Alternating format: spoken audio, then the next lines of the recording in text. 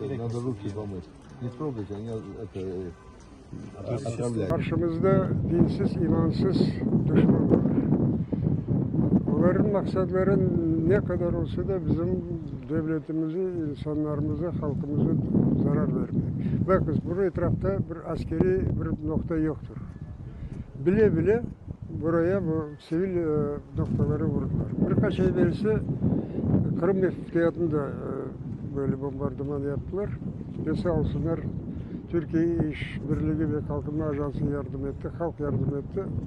Onu yerine tamir ettik, yeniledik.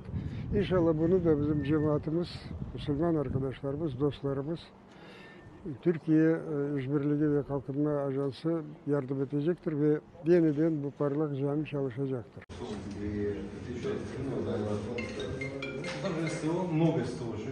Центра падения. Ну, всякое было, были специалисты, в каком воздухе взорвался. Посмотрите, даже вот в том здании... Вот говорили, нельзя.